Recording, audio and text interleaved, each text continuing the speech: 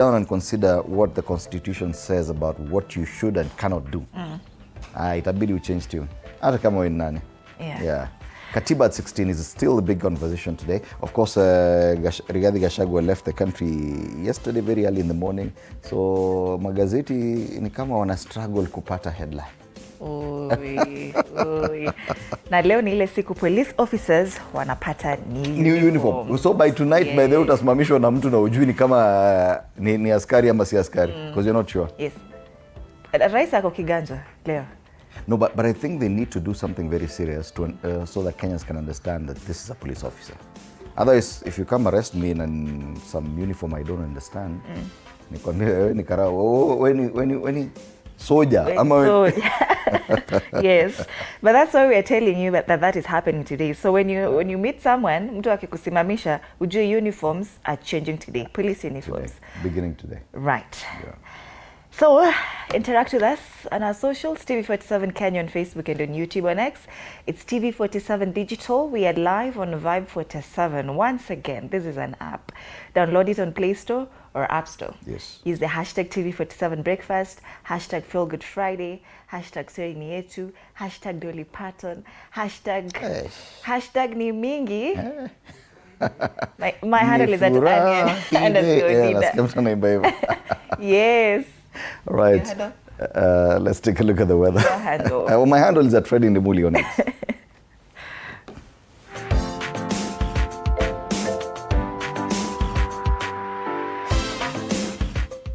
It's a mostly sunny day in West Pokot County today. 16 degrees this morning, highs of 28 degrees. A mostly cloudy day in Kericho County, 13 degrees this morning, highs of 26 today. In Kitui, it's a mostly cloudy day, highs of 28 degrees this morning. It's 16 degrees. That's as far as West Pokot, Kericho, and Kitui counties are concerned. Uasin Gishu, it's a mostly cloudy day, 9 degrees this morning, highs of 27 degrees. A cloudy day in Nyeri, 13 degrees this morning, highs of 24. And Nairobi, it's a mostly cloudy day today, 14 degrees this morning, highs of 26 today in the capital city. And that's the state of the weather.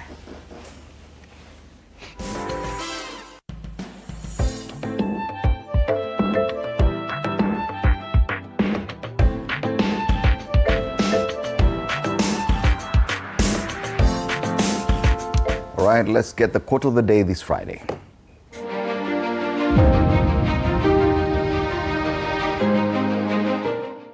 Remaining silent in the face of injustice only impedes progress. Speaking up for what truly matters is crucial for creating change, whether in your own life or the wider world.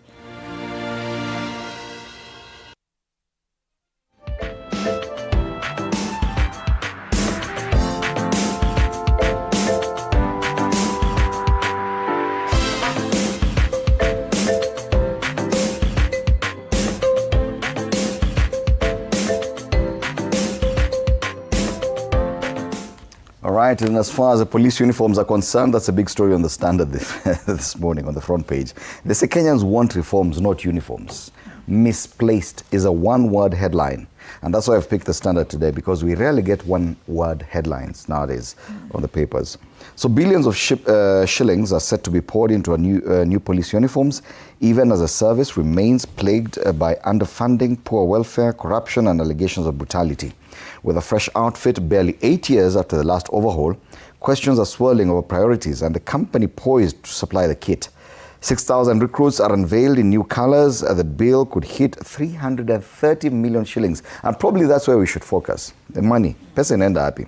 While dressing 56,000 general duty officers could cost another 2.8 billion, critics ask, why is it easier to change the police uniform than the conduct of the officers wearing it? Interestingly, as you said, President William Ruto will be at Kiganjo, presiding over the passing out parade of a number of officers. Yeah.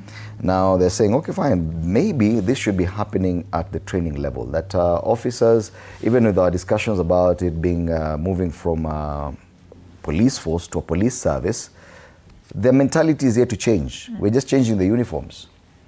Nakumbuka the last time they changed the uniform, alafu kuna mtu mmoja akasirika sana akasema ati zinakaa kama za Mothers Union. That was none other than Rigathi Gachagua. Alisema hizo zinakaa kama uniform ya Mothers Union. Yeah. But the debate has always been about who's supplying these uniforms, because government tenders, and it's a whole business. It's like 3 billion shillings worth. Should that be the focus?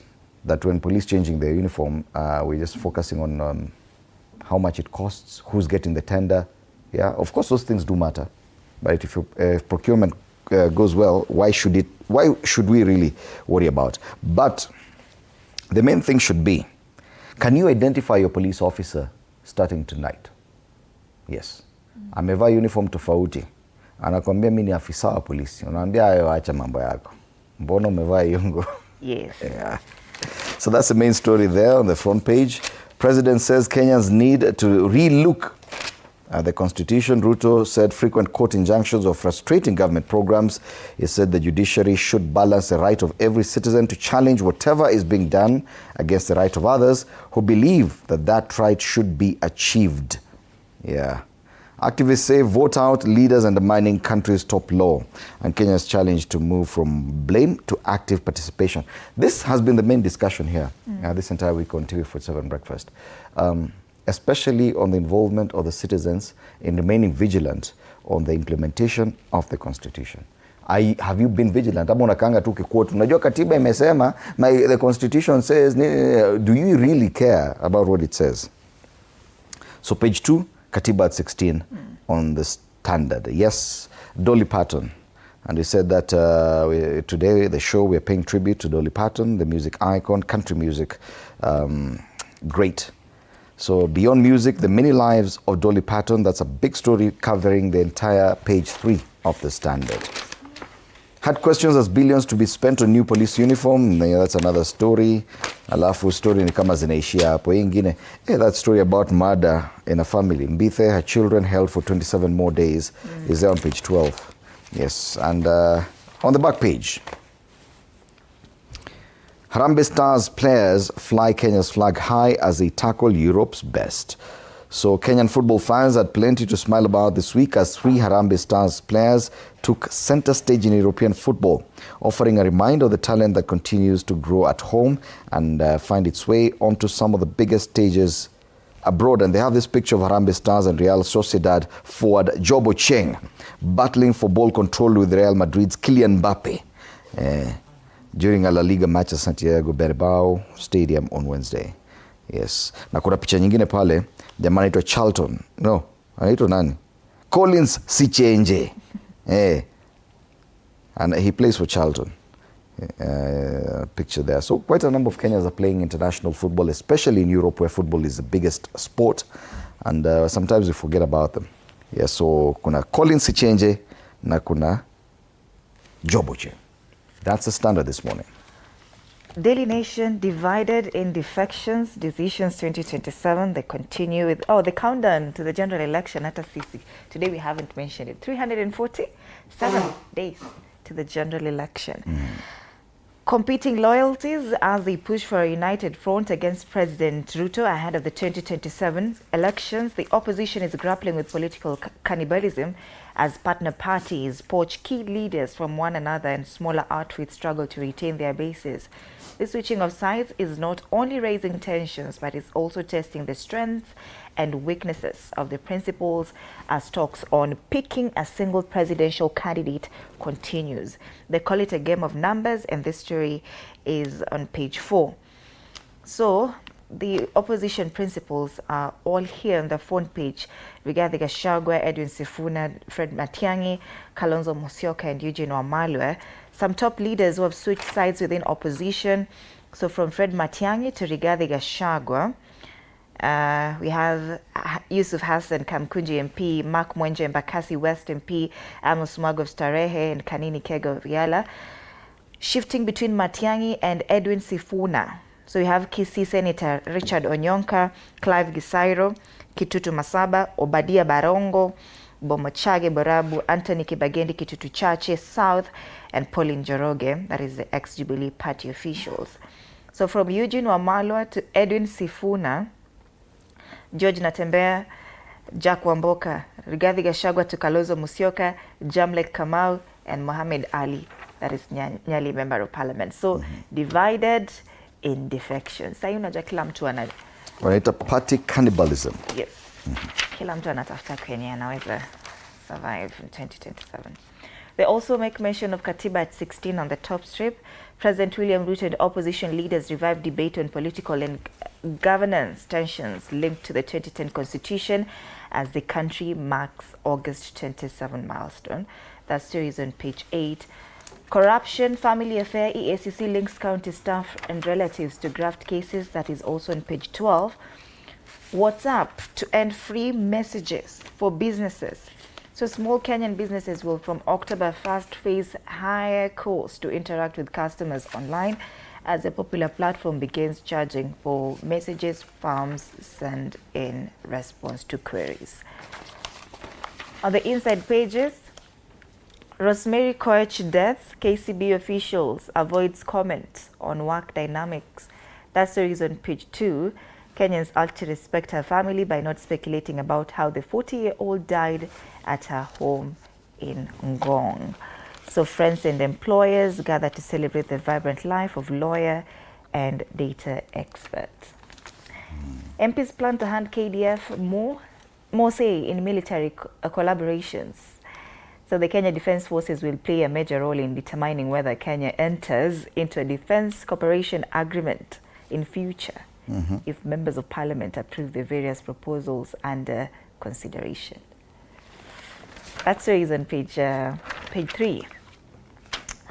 Yes, party cannibalism risks implosion of opposition. Elected leaders are abandoning Jubilee Party and DAP-K for stronger political vehicles. That story once again is on page 4. Opposition failed to reach deal on key issues. So Sifuna and Rigathi Gachagua appear to be the biggest beneficiaries of these defections. Yes. But there's also to be noted that Nyali MP, Oleji Chopevu, Mohamed Ali, is a big supporter of DCP party leader, Amanda Wiper. Yes. Yeah. Na Jamle Kamau, also a big DCP party supporter, has also moved to Wiper Party. Why are they exactly doing this? You know, that's a bigger story. Like contests in Mombasa, contests in Nairobi, it really depends on which party you're running on.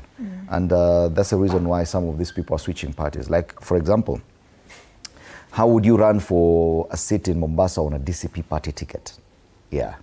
DCP is not that big in Mombasa. So that's why, but Wiper is way bigger. That's why someone like Mohamed Ali would opt to switch to Wiper Party, still within the United Alternative Government. He's a party official in Wiper, right? Mohamed Ali. Even there are rumors that Babu Owino could switch to Wiper Party. You know, he's an ODM member. Yeah. But if he wants to run for governor in Nairobi and James Gakuya is already in DCP, then how does Babu Owino run for governor in Nairobi? And ODM does not support him. Probably he'll be moving to Wiper Party. Aisha Jumwa moved to Wiper because Wiper actually has a great following, especially in regions around the coast. So you will see a lot of these things. Don't be confused. We are here to explain. On the back page, Kenyan stars headlined for key global championship. Kipyegon, Odira and Chebet to miss World Athletics Ultimate Championship for different reasons. So Budapest will host a gathering of the sport's biggest stars for September 11th to 13th World Athletics Ultimate Championships. That's the Daily Nation. All right. Let's move on to the Star. The Weekend Star is a heavy paper today. I've looked for the physical paper. I'm not finding it. So diplomats rush to meet Sifuna and weigh his State House bid. We see this when someone's political prospects start rising. Diplomats, ambassadors, and leaders of different missions usually try to align themselves with someone who could possibly become president. One of them now, of course, it's Sifuna. I've not seen that with the Rigathi Gachagua. Have they been meeting Rigathi Gachagua? Maybe they're going to meet him in the US. Or maybe he's going to meet them. Yes, they're going So to diplomats are rushing to meet Sifuna and weigh his State House bid. Linda Mwananchi chief is holding closed-door meetings with 5 Western envoys. He has done that in 10 days. There's this very sad story about what happened at the border with Nepal, between Nepal and which country is this? China. Kuna border mahali pale. Over 300 people were killed in Nepal as possible second flood feared. I understand that there was an avalanche and then there was a lot of flooding. And if you've seen the videos online, this was totally devastating. The kind of flooding, flash floods destroyed proper infrastructure, bridges, towns and everything. And hata wale watu walikuwa nakimbia, hakuna mahali unakimbia. Even if you're running, if you've watched those videos, there's nowhere to run to. And this happened, I think, on Monday this week or Tuesday. But this news now hitting our headlines today. This is how devastating it was. Look at the area devastated by flash floods in Nuwakot district, Nepal. Other stories given prominence on the front page. Bill bans sale of human organs and now imposes 50 million shilling fine for offenders. Remember, ile story ya watu wanauza kidney. It was, I think, in Eldoret. Because there was no law governing the sale of human organs. So Kenyan patients could soon be protected from the commercial sale of human organs. A proposed law seeks to impose fines of up to 50 million shillings or jail terms of 25 years for those involved in the trade. The Kenya Blood Cells, Tissues and Organs Bill 2026. This is something very important people need to know, because even once your loved one passes on, there's no law that determines whether or not their organs, the internal organs, can be transferred to someone else or it can be sold. And sometimes families don't know that once you're handed the body from the morgue, some of the body parts could be missing and could have already been sold, including eyes. Yeah, so at least members of parliament are coming up with a law to regulate that kind of business. Betrayal at home, survivor recounts horror tale of a defilement ordeal. This is a 9-year-old Florence Joy. This is not her real name, and she had to go through a lot of things. A father, someone she considered a father, actually defiled her. There's a sad story on page 16 of the Star. Remember, this is the Weekend Star. It comes with the Siasa weekend pullout. For more politics, can lottery replace unfair auction of public posts? But the main story on the Siasa pullout, UDA versus ODM, to zone or not to zone. That debate about zoning is a big one. This could just be what determines whether or not the UDA-ODM proposed or anticipated coalition works. Issues around zoning. Mombasa watapayana ni tikiti. Hapa Nairobi ni UDA ama itakuwa ODM mwenye atapata ticket ya governor. That's a big story. Grab yourself a copy of this paper in Uganda for only 2,000 bob. Don't worry. In Kenya it's only 60 shillings. Fresh, independent, different. Taifa Leo, Sifuna agonga mwamba ni swali wanauliza katika ukurasa wa mbele. Msajili wa vyama vya kisiasa John Cox Lironco amefichua kuwa vyama viwili vinavyobeba maneno muhimu yanayotumiwa na vuguvugu la Linda Mwananchi Movement tayari vimo katika mchakato wa usajili wa vyama vya kisiasa. Msajili huyo pia alithibitisha kuwa ombi la kuhifadhi jina la Mwananchi Party liliwasilishwa na Pius Onyango mwezi Julai mwaka huu na bado linaendelea kufanyiwa tathmini. Hata hivyo, msajili alisema hawezi kuhusisha au kutohusisha Mwananchi Party na mwanasiasa yoyote. Sasa Sifuna agonga mwamba ni swali katika ukurasa wa pili. Papa wa Roma atua Roma, Italia. Ni spika wa bunge la kitaifa Moses Wetangula akihudhuria kikao kikuu cha Papa Leo. Ni Papa Leo? This is 16. Papa Leo, yes. Katika jiji la Vatican, Italia. 14, yeah? Alright. Mnamo Jumatano, Agosti tarehe 26. Ziara hiyo ilinuia kuboresha uhusiano wa kidiplomasia, mahusiano mema ya kilimwengu, amani, matumaini na huduma kwa binadamu. Sasa Papa wa Roma yuko Roma. Vita baridi ndani ya upinzani, tumezungumzia hii. Ingawa wanaonekana wakiwa na muungano dhabiti, ukweli ni kuwa baadhi ya viongozi wameonekana wakihamia kutoka chama cha upinzani hadi kingine. Afisa na mama na wanawe washtakiwa kwa mauaji. Watatu hao wadaiwa kuua Daktari Victoria Mutiso. Kule juu zaidi, familia za vionza minofu ya kaunti. Hiyo ni habari ya EACC ambayo imefichua mtandao wa fisadi, ambapo maafisa kaunti wadaiwa kutuma jamaa zao kupata zabuni. Taifa Leo. Kutoka kwa gazeti la Taifa Leo tuangazie People Daily. On the People Daily, matters politics getting prominence on the front page. Why battle for Ruto's running mate is a high-stakes affair.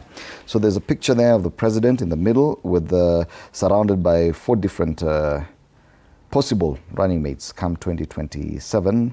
One of them, of course, Wycliffe Oparanya, was a one-time deputy party leader. He's a CS in charge of MSMEs. Governor Gladys Wanga has also been touted as being a possible running mate. Hassan Joho also. And of course, the current deputy president, Professor Kithure Kindiki. Politicians jostling for the position of deputy president on the incumbent ticket are looking beyond 2027, with a majority of them eyeing to be endorsed as heir apparent should he win come 2032. And you know, that's the discussion people are not having. It's not just about running for being President William Ruto's running mate in 2027.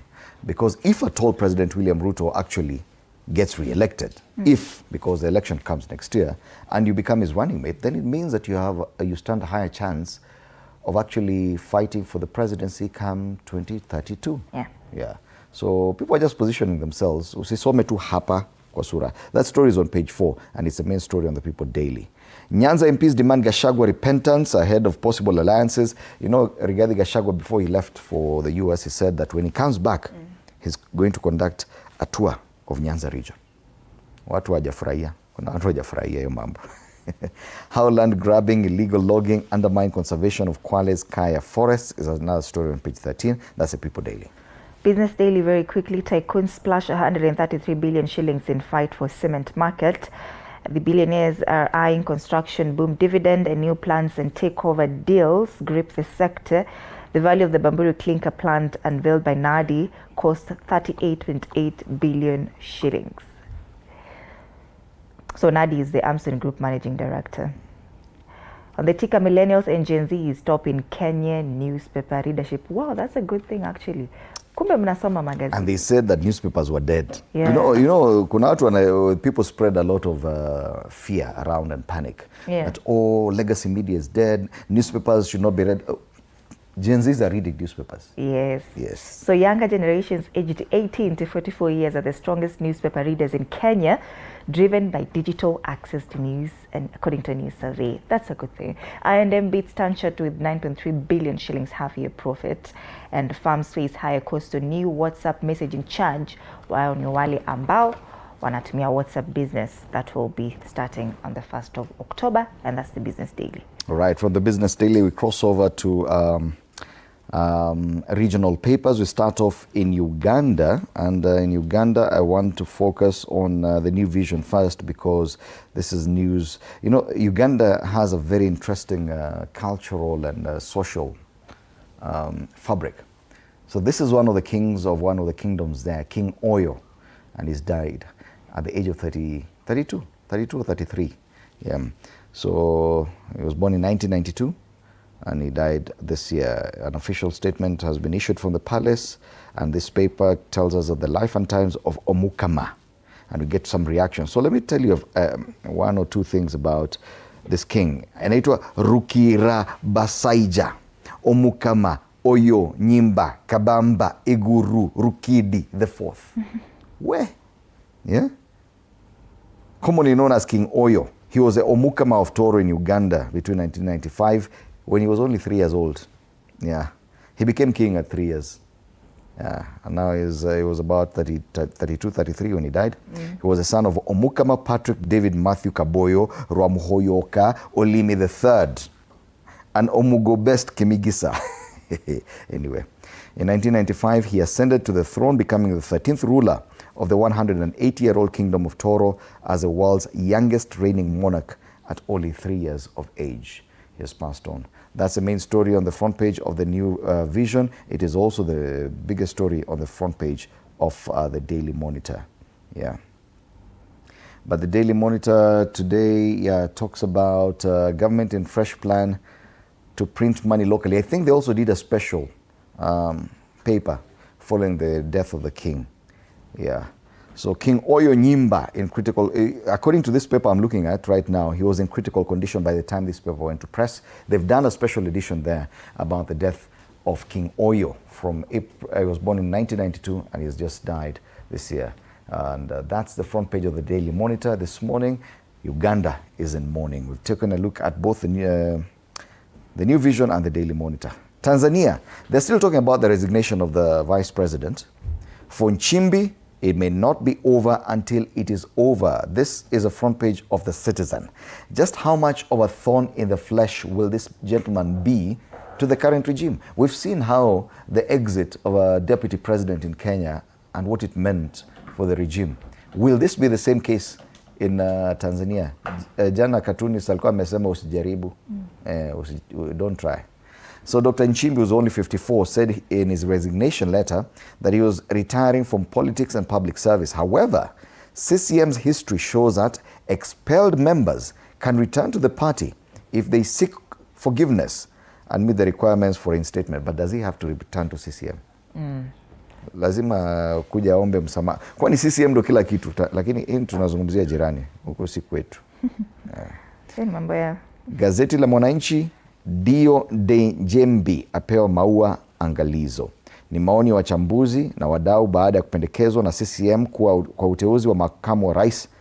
Familia yapiga maombi baada ya uteuzi. Huyu ni yule ambaye anasemekana atateuliwa kuwa makamu wa rais. Alizaliwa mwaka wa 1983. He's actually younger than me.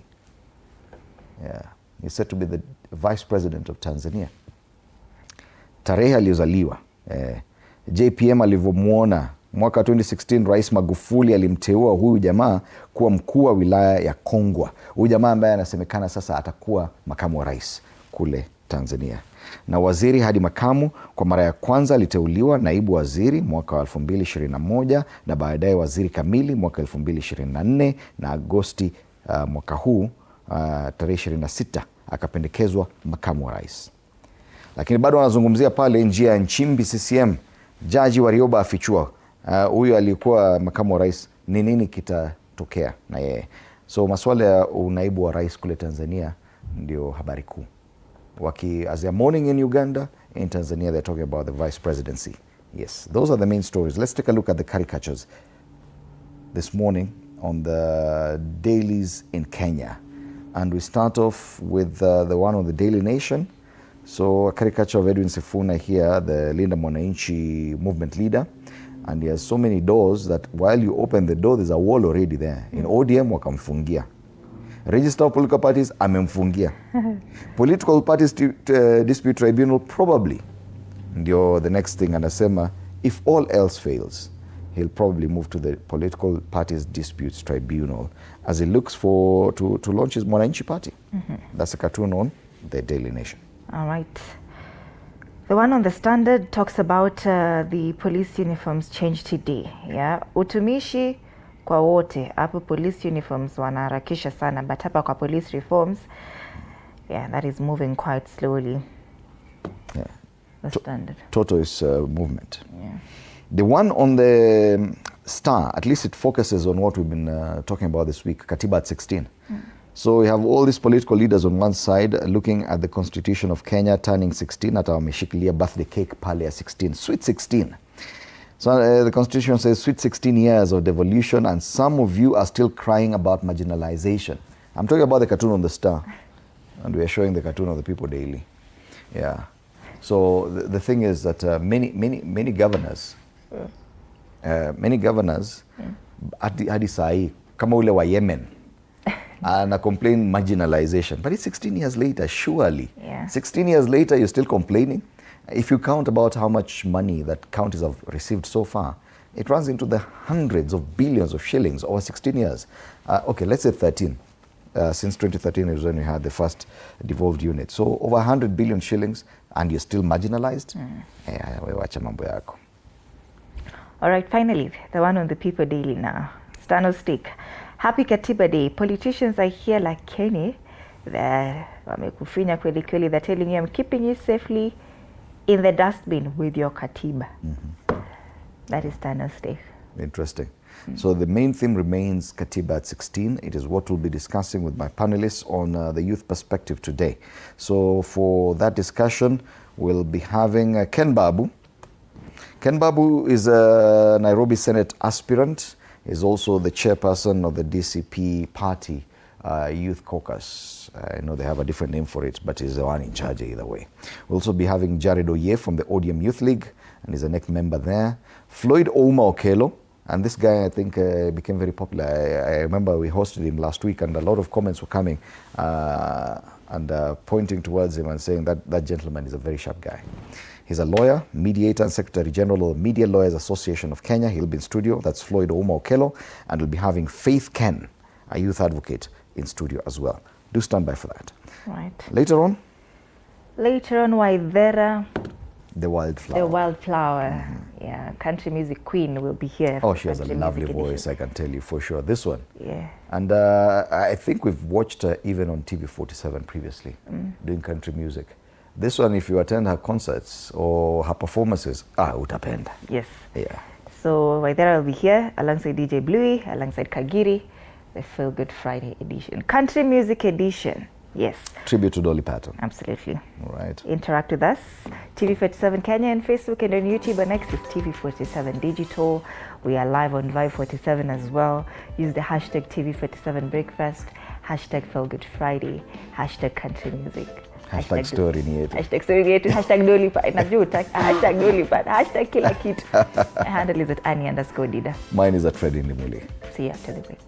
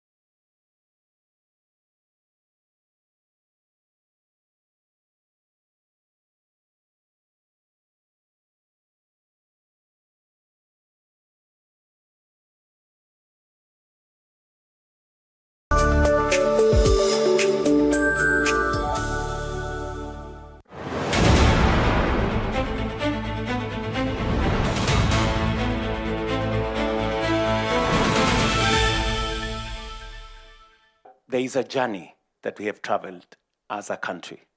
And as head of state of this country today, I am very proud that this Katiba Day is not just another occasion.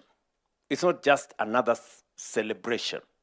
It is a place where we call ourselves and ask ourselves difficult questions. Have we done what the Constitution expected of us? And why I am very proud about this moment is because I have managed to bring the country to a place where we can candidly ask ourselves questions. Last week, I was here in KICC on one of our primary subjects, that is universal health coverage. And I spent 5 hours the first day, 5 hours the second day, answering citizens, having an engagement with citizens. As president, that does not happen in ordinary circumstances. No other president has done what I have done. I have put myself at a place where I can be questioned and taken questions and answered. So I think this is a good place for us as a country. Yes, President William Ruto expressing how he feels he has been part of the progressive implementation of this constitution. But what do the youth feel? This is a youth perspective on TV47 Breakfast. My name is Freddie Ndimuli. Good morning once again. This morning we're privileged to have with us in studio, beginning on my immediate left, Floyd Ouma Okello, who's a lawyer, mediator, and Secretary General of the Media Lawyers Association of Kenya. Karibu sana, wakili. We also have Faith Ken, a youth advocate. Faith, it's good to have you in studio. And Ken Babu is a Nairobi Senate aspirant on a DCP party ticket. He's also the chairperson of the Youth Caucus at DCP. We are still hoping that Jared Oye will make it for this conversation later on. So lady and gentlemen, karibuni sana. Now, listening to the president, Floyd, let's start from there. Many young Kenyans, anyone born in 2010 is now 16. Yes. And anyone who was 10 by now is 26-year-old. The perfect Gen Z age. This is when they do a lot of things. They have a better understanding of this document. Many older, from the older generation, have had an experience between the old constitution that we had, the independence constitution, and now trying to experience a new one. But for many young Kenyans, this is the only document they've known. Yeah, this is a document they understand. Do you feel that probably the youth of Kenya have a better understanding of this document or a better appreciation of just how progressive the constitution is 16 years later? Thank you very much for that opportunity. I want to say that the Constitution of Kenya is one of the most progressive constitutions we have, actually, if you look at sub-Saharan Africa. Because if you look at how the Constitution of Kenya came into place, we had borrowed a lot of aspects from the South African Constitution, which came at the backdrop of the apartheid rule in South Africa. Also, if you look at, we also borrowed heavily from the American Constitution. So the Constitution of Kenya has a lot of steps, and if you want to understand this, is because for the people who are born maybe later, like for example us, we understand it from 2010 Constitution. But if a student of history like me have read the Constitution from the earlier forms of it, and I've understood the process. So it's a whole process which maybe I'll get a chance to discuss through the show, to understand why we have it now and why it's as progressive as it is. Right. Yes. Faith Ken, you're also relatively young and you look like a Gen Z. I am. You are a Gen Z. Like yeah, you are a Gen Z. Yeah. So probably this is the only constitution you've come across. And listening to the older generation when they tell you that a lot of things have changed, do you feel that this document represents what you aspire to be as a Kenyan, that it presents you the freedoms that you need, the rights that you deserve, and all these things? Do you feel that this constitution provides that for you? Thank you so much. So, yeah, I'm a Gen Z. I have to make that clear. Okay. Yeah. Apologies for that. It's all right. So going back by what we read in books and what we hear from the stories about how the old time was before now the 2010 Constitution, I can really say that we've made a progress as a country and as a people, because looking back at what it was initially before the new Constitution, when we look at the imperial presidency, where power was centralized at the top, and parliament acted just like a stamp to the executive. Nowadays you see that has really changed. The marginalization that was there before the new constitution, we can see now resources getting to each every corners of the country, freedom of speech and the Bill of Rights. You can see nowadays you can express yourself freely. So a lot has really changed, and we can say that right now, much as even coming to our elections, initially we had just one party state, and elections were fairly because everyone basically depended on the orders of the executive. So you had to obey, including the judiciary and everything going on, you know, all, I can say it was a captured state. So I can really say that right now we've made real progress, starting from now constitution to devolution to the Bill of Rights to even the preamble, you know. So yeah, a lot has really changed. Yes. And there's one thing I'd like to challenge you on. You've said a lot of things that I agree with, but when it comes to the independence of Parliament, and that has been guaranteed by this constitution, but do you think that the 13th Parliament has stayed true to that? That they are more than a rubber stamp for the executive? I know the 12th Parliament, probably the 11th Parliament, they had different experiences, but the 13th Parliament, do you feel that they've stayed true to this constitution?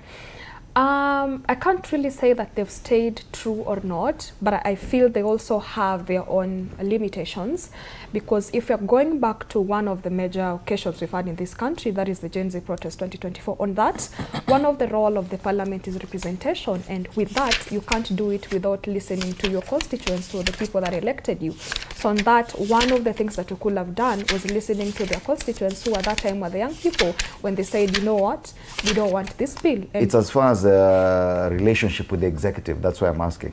Because you said that previously they just played the role of a rubber stamp to the executive. That is where I was coming to, if you just allowed me finish.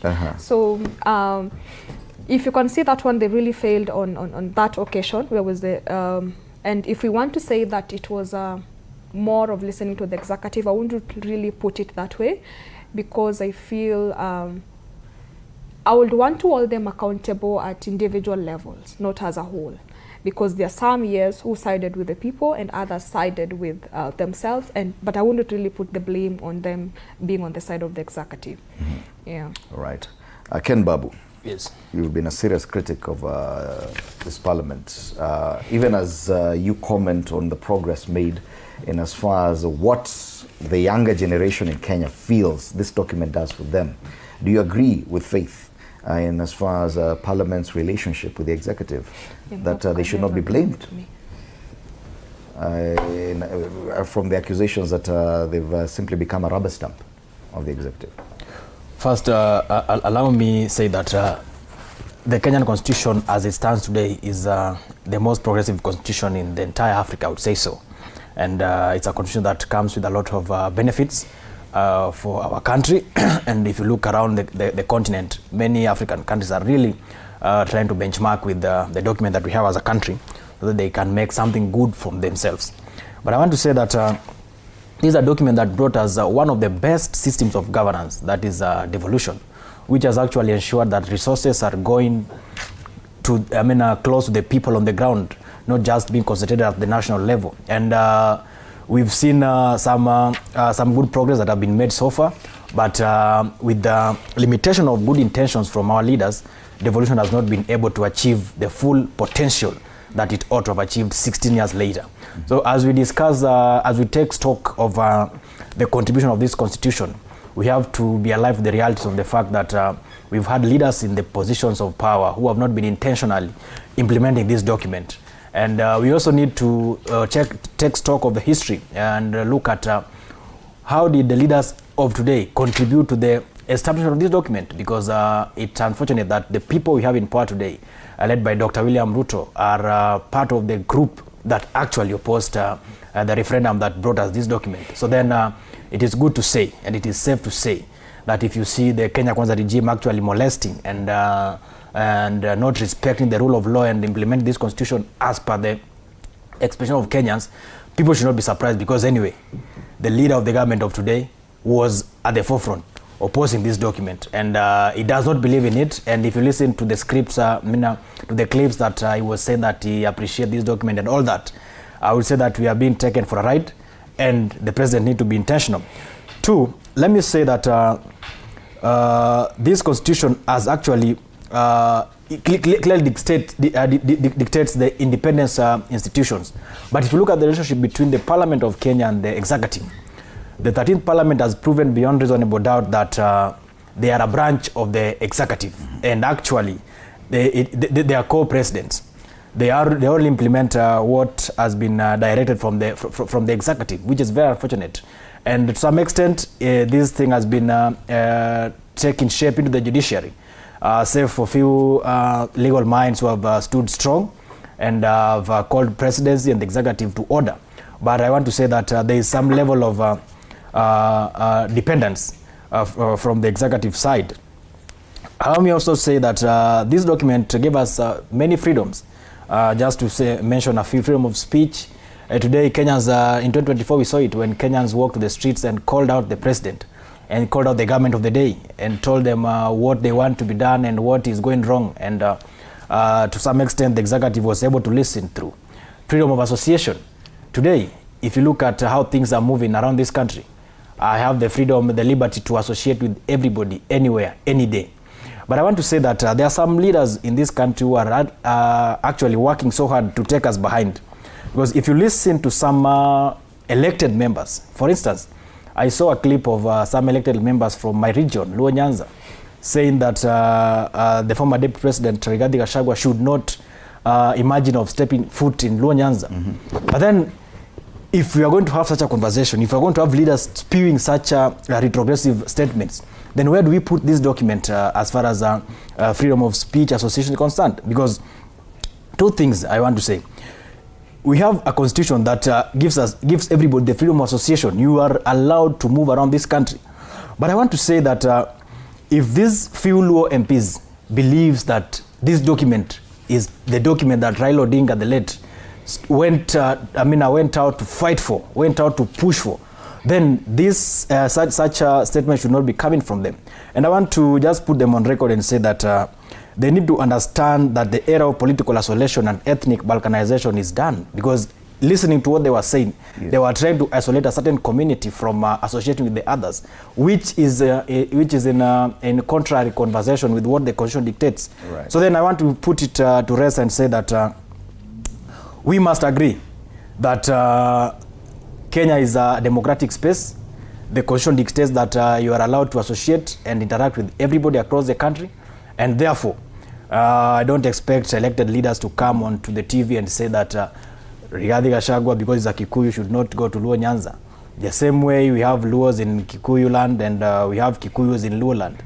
Leaders should give space to my sister here, go and stay in Olkalau if she wants to. I should also be given space to stay in the mountain, and Mountaineers, we have to interact. Right. If we go that direction, we are going to honor this document, yes, and we are going to actually work and live as per the dictates of the Constitution. Yes. Floyd, for the past 16 years, a lot of the implementation of this constitution has been left to the political elite, which is made up predominantly of the older generation. Yes, yes. People who experience the other constitution. Do you think that probably that has slowed down the level of implementation, that these people are still stuck in history and their understanding of what government and presidency and what it meant, and probably that has curtailed their level of assisting in implementing this new document? Thank you very much. And that's what I was saying, when I get an opportunity, I will try to give a context to it. That's why you understand how the constitution has really evolved to where we are, and why the old people, the political class, has this monotony of trying to capture the government and trying to do it in their own style, and disregarding what this document says. Now, every time I usually indicate that I work with this document because the Constitution of Kenya 2010 is a living document that addresses real issues in real time, in the real time space.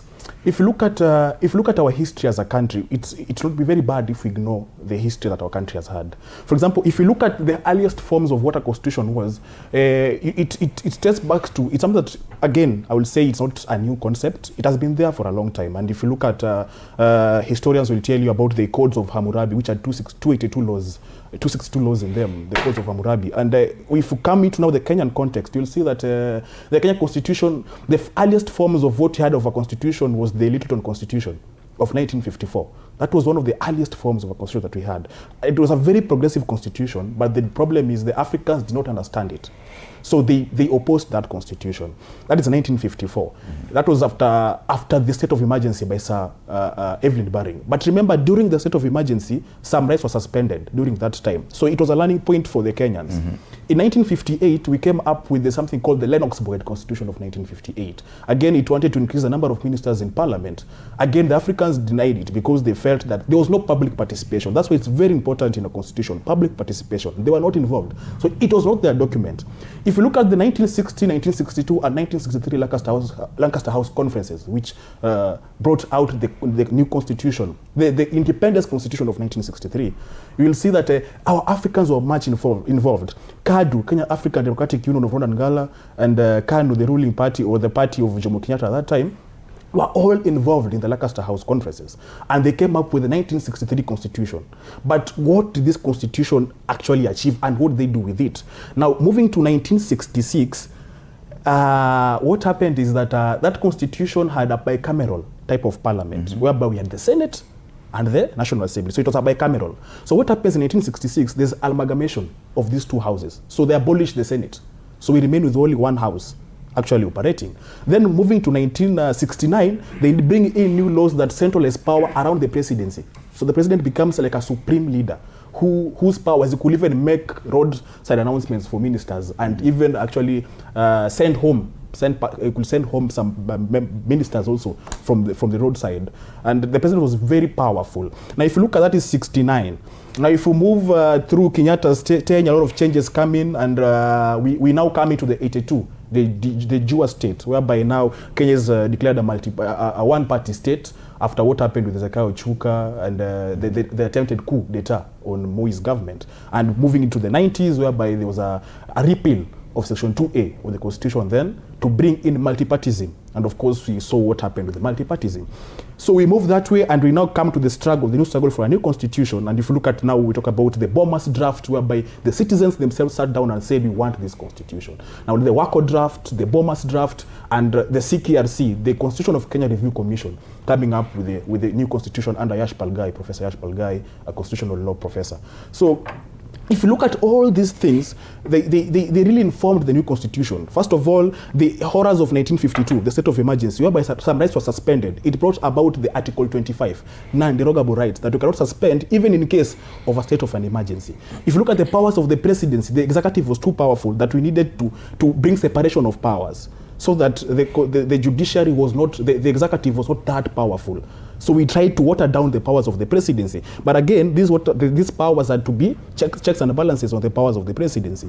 And the Bill of Rights, look at what happened in the 80s and the 90s, whereby our rights were not being followed, and a lot of human rights violations. That brought about the Bill of Rights, Chapter 4, that we have today. So it has been a history, and as a country, we learned through these hard times. And that is why, even when we talk about political parties, the strengthening of the institutions of government, and the independent institutions of government under Chapter 15, is because we believe in them. And the political class, the problem with the political class, if you look at everybody, even if you look at our magazine here, most of the leaders at the front pages, these were the YK92, the students of Moi.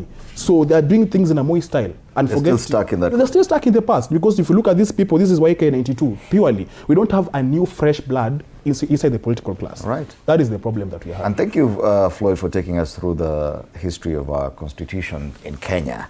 And this is one of the young Kenyans who really understands the history of this country. And as far as constitution making is concerned, we continue this conversation after the break. You're watching TV47 Breakfast, Katiba at 16.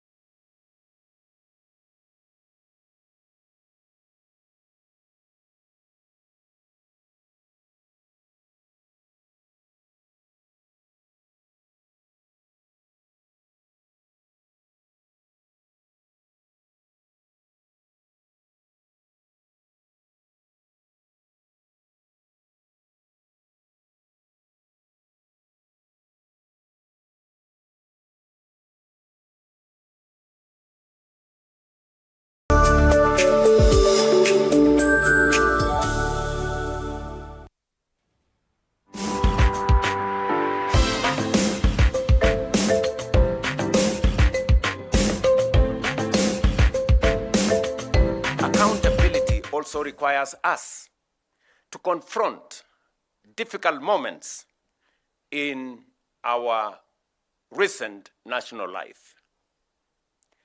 During the protests of 2024 and those that followed, young Kenyans and other citizens exercised their constitutional freedoms to speak, assemble, demonstrate, picket, and petition public authorities. Their message was clear. They wanted to be heard. They demanded greater accountability, better government, and a meaningful place in shaping the future of their nation. Those demands were not an assault on democracy. Peaceful protest, criticism, and dissent are essential to democracy. Yet, those protests also presented our republic with a profound constitutional question. How do we protect the citizens' right to protest while at the same time fulfilling the state's obligation to preserve constitutional order? The Constitution itself provides the starting point. Article 37 protects the right of every person peaceably and unarmed to assemble, demonstrate, picket, and present petitions to public authorities. That protection must be real. No Kenyan should lose their life, liberty, or dignity merely for criticizing government, expressing an unpopular opinion, or participating in peaceful demonstration. I recognize the pain that remains from the events of that period. Some families lost loved ones. Serious allegations were made concerning unlawful arrests, enforced disappearances, and the excessive use of lethal force. We cannot honor the Constitution by looking away from such allegations. Every credible allegation of a human rights violation must be investigated independently, thoroughly, and transparently. Where wrongdoing is established, those responsible must be held accountable in accordance with the law. At the same time, defending the rights of peaceful protesters does not require us to excuse crime committed under the cover of protest.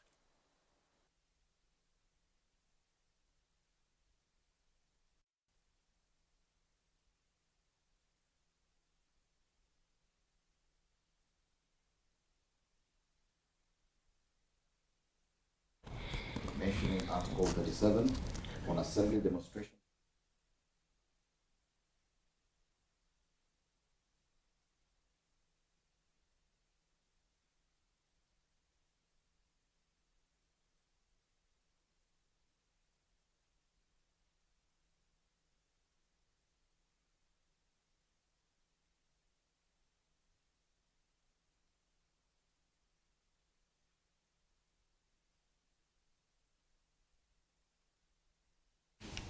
And even as I ask you this question, I'd like to welcome Jared Oye of the ODM Youth to this conversation. Thank you, Senator Jared. Thank you.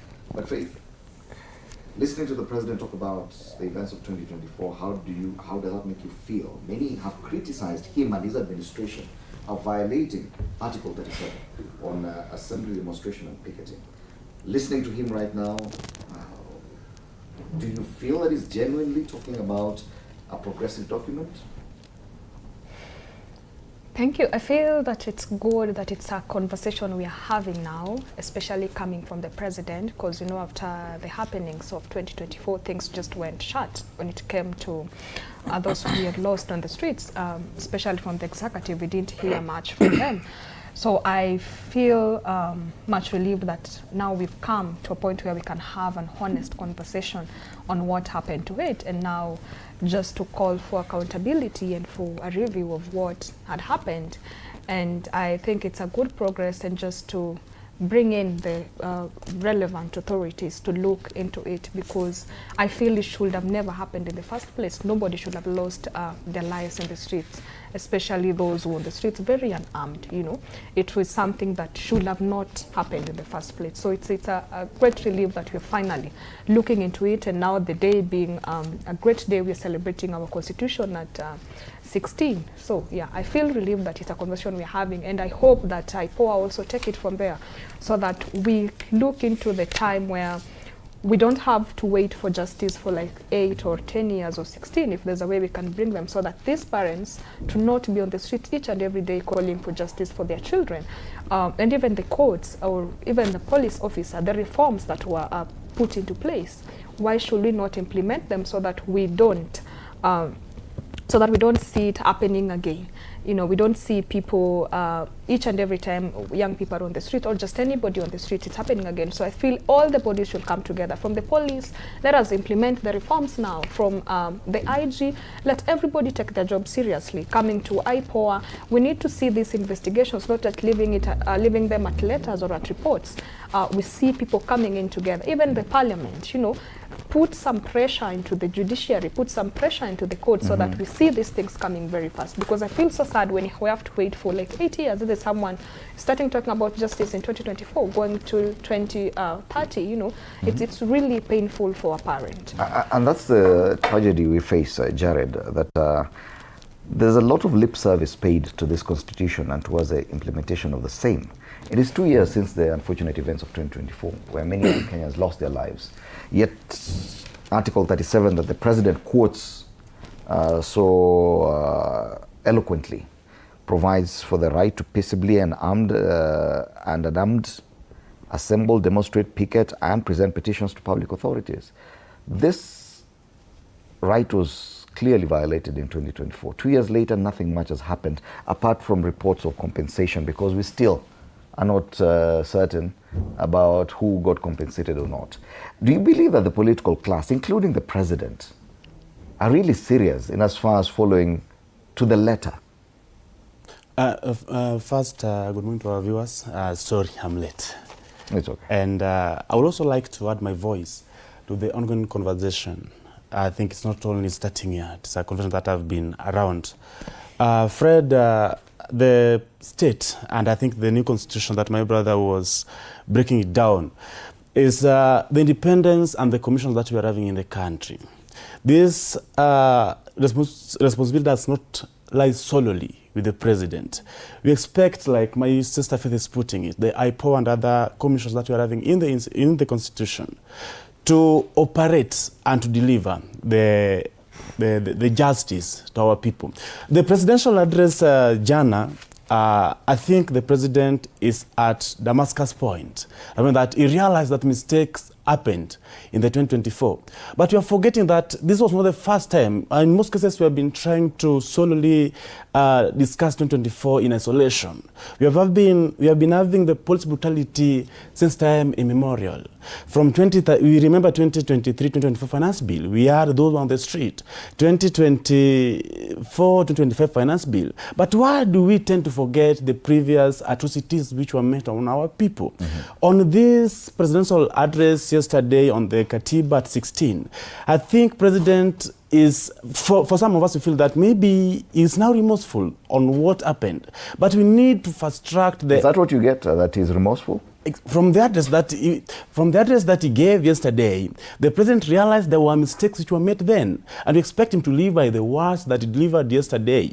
But again, this should not solely lie with the president of the country. We expect the commissions, we expect the institutions that are mandated paid by our taxes, to deliver as we expect them, as they are mandated in the Constitution.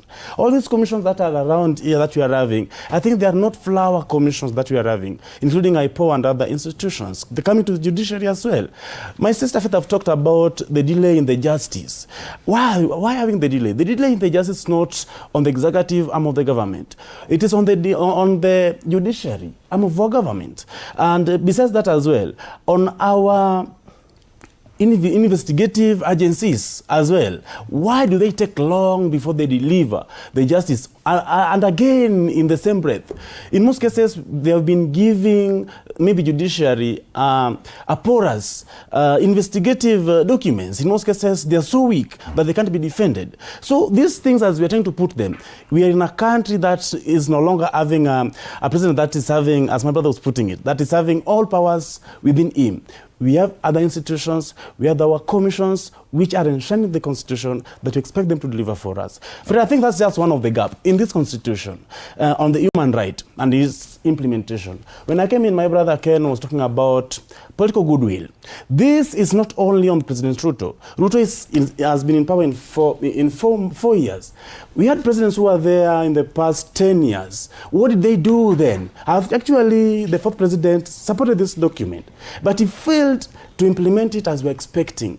Yesterday, we had two Chief Justice Emeritus, that is Maraga and William Mutunga.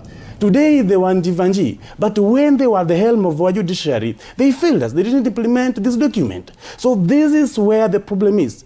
But in most cases, when we come into these tables, when we come to these studios to discuss these matters, we want to solely put them on the executive. We need to look into this thing on all the arms of the government, in all the commissions that we are having, and other agencies that are expected to have this document implemented fully. All right, thank you, Jared, for that. Ken, do you agree that yes, probably as Kenyans, we put too much of a burden on the political class towards implementation of this constitution, or it's a president this, president that, the constitution itself provided remedies on how to ensure that it's implemented, even before we even come to the citizenry, and we'll talk about that, that independent commissions, the Chapter 15 commissions, should be doing their work, and they are not doing it enough. We are left blaming the political class, including the president, for lack of implementation, when we know exactly who to blame, and it is the independent commissions. Do you agree? Thank you, Fred. And allow me to say that for the independent institutions to operate, there must be good political goodwill. Because in most cases, you realize that when cases reaches the desk of the judiciary, or when you have issues like that involves the IPOA, you realize that there's a lot of political intimidation and interferences. So that is why Kenyans tend to go back to the executive. And we started by saying that there should be an actual independence of operation, even within the parliament, the setup of the parliament, away from the executive. But if you look at the 13th parliament, like I mentioned earlier on, there's too much influence to an extent that the decisions that are made in parliament today are more or less the issues that were discussed in State House, maybe the previous night. But I want to say this. Listening to my president, H.E. William Samoei Ruto, Daktari himself, saying that no Kenyans should lose their lives for criticizing the government. I want Kenyans to listen to me very carefully and get to know that Ruto talking in that TV does not believe in any of the things he's saying. He does not believe even in himself. But should we expect him to believe it? He does not believe. He's a politician. In this document. He does not believe in the independence of institutions. My brother just like you will come on board. I've not talked. Listening to the president talking in that clip, I want to tell you that since the introduction of this document, President William Ruto is the only president who has violated this document from chapter 1 to chapter 18. Why? President William Ruto in 2005 was on record many times saying that this document does not fit to lead this country. He fully opposed this document. And today, he finds himself in a position where he must implement the document which he opposed. And that's why we've been having problems in this country. Article 36 is very clear, freedom of speech. But the young people were shot on the streets and killed, more than 70 of them, because they went to the streets to express themselves. That tells you the level of the level with which the president does not believe the document. Article 37, picketing. Young people were killed here. Raila Odinga then, 2023, almost died at Globe Roundabout because he was leading picketing. And the President, William Ruto, was at the helm. He did not believe in this document. Look at Article 10.2 of the Constitution, which establishes the rule of law. Tell me, since this government came to power, they violated the rule of law from all corners. Human rights violation. You just say ngwe, unapotea. Vijana wanatoka kwa barabara wanauliza masomo bei ya shule imeenda juu, wanapotea. So what are we saying? If the president wants Kenyans to listen and take him serious, then he only has one responsibility: implement this document. And my question is to you, Ken, is it up to the president? I'm talking about the other remedies that the Constitution has within itself to ensure its own implementation. Or are we faulting the document and saying that this document is solely dependent on the political class for its implementation? That's the question I'm asking. And let me ask, I'm answering you. And what I'm saying is this. The political class, and my brother, I think my brother alluded to it. What we are seeing here are people from KANU era. And remember, in the KANU era, you are working with a different constitution then. And they believe, most of them, unfortunately, the man who was at the center of KANU operations at that time is the president. When we talk about independence, Fred, independence of judiciary, independence of parliament, independence of other independent bodies, NCIC and all that, the power, the buck stops with the political class. Because these are individuals who by extension tend to influence a lot of decisions. But and we know, what I'm saying is this. Just listen. No. Fred, just listen. No. Let me make myself clear. Can we not learn? The question is, this document, are we faulting the document? Are we saying this document was not foolproof? That it can actually self-actualize without the influence of politicians? Because I think, and this has been a problem and I've observed, that we are so dependent on the political class to actualize this implementation of this constitution. Yet the constitution, the framers of the constitution ensured that there were mechanisms within the document itself to ensure self-actualization of the document. Aren't we being disingenuous when we just wait for the president or anyone in the political class? Let me just discuss it from a constitutional angle. We may argue it from any angle, but may do it from a constitutional angle. There are three arms of government. We have the judiciary, the executive and legislature. The legislature is under chapter 8. The executive is under chapter 9 of the constitution. The judiciary is under chapter 10. Those are the three main arms of government which operate and help in the daily operations of the nation. So which means 90% of the Kenyan people of structures, operating structures in government are under government. So you cannot fault the citizens. Basically, if you look at what our responsibilities are, they are very clear on what we're supposed to do. That is on the issue of it. Article 2.1 talks about how supreme this constitution is, this document is. Article 2 of the Constitution of Kenya talks about how supreme this document is. Chapter 1 talks about the sovereignty of the people and the supremacy of this document. It empowers this document. And if you look at the purposes of even trying to amend this document, chapter 16, the amendment of this document, it is so difficult. It's not a rigid constitution, but also very flexible. But if you look at the amendment process, Article 255 through a referendum, 256 through parliamentary initiative, and 257 through popular initiative, it's not an easy process. It has a lot of rounds and rounds for you to do it. So it's not rigid, but at the same time, it's not that flexible to amend it. But let us talk about chapter 4, which is the most important. We say that chapter 4 is very important, the Bill of Rights. Now we'll start from Article 23. Article 23 gives powers to the High Court of Kenya to look into matters and ensure that there's justice being served in the country. Is our judiciary doing that? Our judiciary is not really... So who's to blame there? Because that's a question. I think, yes. I'm asking why, because listening to Ken Babu, it's the president has failed. And we always say our politicians have failed.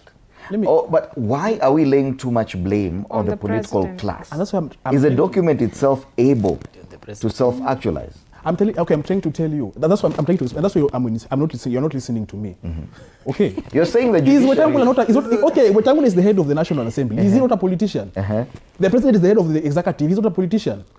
Is he not a politician? So are we faulting the document? Is he not a politician? Are we faulting the problem is our institutions of government are run by politicians. And in that sense, we may not achieve. And let me just finish on chapter 4, the Bill of Rights. Because let us not discuss this thing as if we cannot. It's very clear that the institutions of government are run. The head of the Senate is a politician. The head of the National Assembly is a politician. The president himself is a politician. So we cannot dodge from the political question. So are we helpless? We cannot dodge from the when it comes to implementation of this constitution. So the issue is, Floyd, are you saying we are not helpless? that the Kenyan citizen is helpless? No, I'm trying to say that there's something called the institutions of government should work on separation of powers independently. Now the problem becomes when now politicians infiltrate the independence of these institutions. That is the problem. As we expect them to do. So we cannot blame if they infiltrate it. I think I can come. No, yes, if they implement. My question is this. So politicians are influential. And they have their ways of doing it. So it means that, fine, as long as the politicians have their machinations, then that's it. We are helpless. But the Constitution says in chapter 6, it talks about leadership and integrity, not politicians and integrity. Yes, there you hit it on the nail. The role of the citizen in implementing this constitution. Yes, Jared? Thank you very much. The government and the politicians. That's the question here that you asked my two brothers, and they can't answer you. The government and the politicians. Let him answer. Umeshindwa kujibu bana. Be constructive, bana. Fred. Answers. No answers. Fred.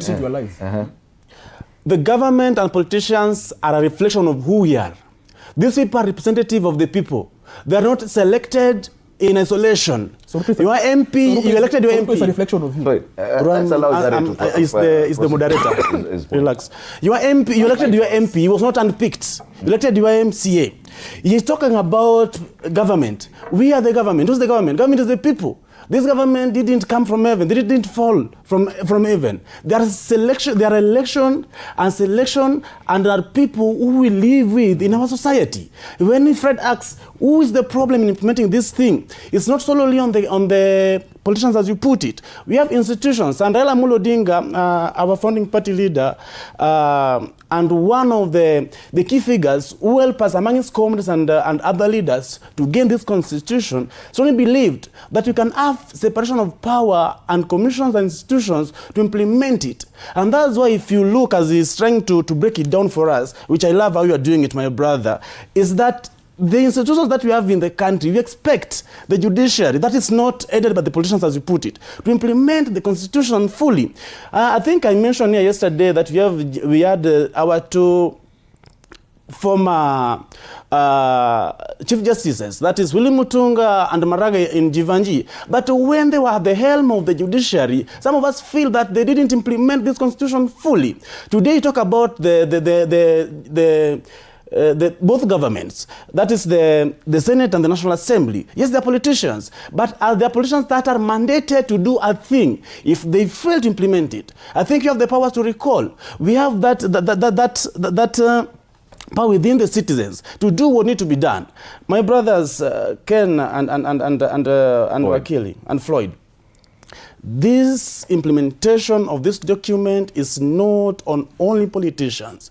We expect this commission that we are having in our constitution. We expect these arms of government to work separately and to implement this document fully. For some of us, still strongly believe that this document is very progressive and we can achieve the remaining percent that haven't been implemented. I think, as he was putting it, this is a living document. This is a work in progress. And I can see him shaking his head, Wakili shaking his head. But is it right for Kenya to sit back and blame politicians for not failing to implement this constitution, that they are too influential? This is a document that has placed politicians in a certain silo. This is a document that has decided that the Kenyan, the Mwananchi, even on the preamble, it's we the people, the sovereignty of the people.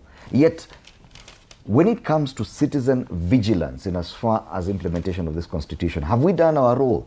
Or are we sitting comfortably back and saying, politicians have done us bad? Yeah, this president or the other, they've done us bad. First of all, thank you. And I think it's a great conversation we're having today because I've said it a number of times. And I liked how Ken Babu started, but I don't know where he got the mixed up. When he was explaining, when he was giving his opening remarks, he talked about devolution and how county governments had failed. And that is one of the first processes we are taking to hold these people accountable. Because the Constitution gives us the power as the people. And then now we have the work of the president with the executive, then the judiciary, then the parliament. Let me ask you, how many times have you seen a constituency trying to impeach their parliamentarian?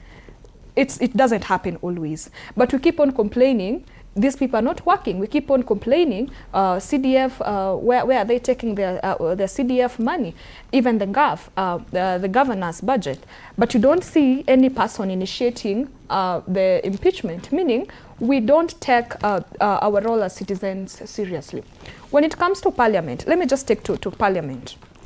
And I gave the context of that when I was talking about the 2024 finance bill. It was basically the parliament's failure, because if you're saying the parliament has been captured, that is not the fault of the president. It's the fault of your parliamentarian for agreeing to be captured by the executive, because they have the powers internally. You know, when we're talking about the judiciary and the justice delaying, it's the failure on the side of the judiciary, because how many times do you appear in court and then why do we have mentioning, then after mention, then 6 months you're told the judge is sick, is on holiday, you know, blah, blah. So if we keep on letting these people escape in the name of president, or the president must go, or the buck stops with the president, yes, the president has a role to play in implementing all these things. But we have, this is why we have institutions, and these institutions have a budget for a reason, to do all these things. So if we only start pointing fingers at the right people, then I feel we will be able to implement our constitution fully. If it's the judiciary and we say, why are this not working? If it's when it comes to police, we say the IPOA or the investigative bodies. When it comes to corruption, we say ESCC. Why haven't we seen you have arrested so-and-so? Why is this person still running for office yet you have pending corruption cases? You know, so if we just start pointing fingers at the right people and just stop, we have a problem in this country whereby it's easy to get us debating about the wrong thing. Because right now when we're talking about the issue of constitution implementation and accountability, we are running to the president has failed. Yet we forget, down from the MCA, it's a whole rotten system, you know, down from the MCA to the governors, because we realize even down there, they don't have much powers as MCAs. Their job is to stamp what the governors have said. But why are we not talking about these things? Because there's 9 billion to 11 billion, or even more. Some get up to 12 billion annually, going down to the counties, yet we don't see anything happening. You see right now, where I come from in Nyanza, we're talking about marginalization. Yet we forget 90 billion has been sent over the past 16 years. And that's a lot of money. And that is a lot of money. Enough, if we might put it on marginalization, but what has your 90 billion done for these 16 years? When it comes to parliament, why do we have people running for the 3rd term, yet we are still talking about we don't have schools in our communities? We want to call President William Samoei Ruto because we don't have a functioning school in Murube, where I come from. You want to yet you've elected the MP for 3 times over and over. For 3 terms, you know. You want to call President William Samoei Ruto because we don't have drugs in Migori Level 4 hospital, where I come from. Yet we have the governor there who has a budget and is supposed to be budgeting for the health and providing oversight. We want to call William Samoei Ruto because someone was killed on the streets during protest. Yet we have the police, we have the IPOA, we have the judiciary, we have the DCI. You know, these are the people we should, if we are to occupy, we go to Kiambu Road and occupy DCI. We go to IPOA offices and occupy. We go to NCIC. Why are they not bringing Kaluma and Gachagua for their remarks? You know, so if we just start pointing fingers at the right people, I feel as a country, our problems will be half solved. And I feel because when you come back to even our CS, the executive now, when you talk about the CSS and the PSS, we also get it mixed up there because we don't know the role of the CSS. We come, we see right now I think I saw a boy being fundraised for to go, I think it's a skater or golf, bring something, and we see running around with pay bills. And we have a minister in charge of sports. You know, why are we doing, these are people representing our country, and then we will say the president is not supporting this boy. Yet we have a minister in charge of sports with a budget to run that ministry. So if we just start pointing fingers at the right people, the buck stops with the president, but it also starts with us. Yes. One of the fundamental things that the new constitution did is to give the responsibility to the Kenyan. Yes. Forget about the president. It is you, the Kenyan. We, the people. Sovereignty of the people. Yet the Kenyan has reduced himself to just playing their role every 5 years, going to elections. And even when they do that, they ignore Chapter 6 of this election, of this constitution, and elect the worst that you can get into office, and then sit back and complain for the next 5 years. Don't you think that it is the Kenyan, the citizen, that has failed in implementing this constitution? We are blaming the political class, we are blaming everyone else, but it is you, the Kenyan, who has failed. Fred, let me say that I've listened to all the panelists, and I agree with what you're asking, if the question should be the Kenyans who have failed. But Fred, there's something we are trying to run away from. And I will put it in black and white. And you need also to understand it from the perspective of a journalist. There is something we are trying to run away from. The reality on the ground. We cannot come here and sit and make cosmetic statements and sugarcoat everything and start asking ourselves that, oh, this is a reflection of... When William was running for president... It is cosmetic to understand that the constitution... No, what I'm saying, Kenyan what I'm saying is this. My sister has mentioned something, Oyer has mentioned something to do with the power to recall. This document does a clear explanation on how to recall an MP. On how to recall leaders. But do you know the process of recalling a single member of parliament?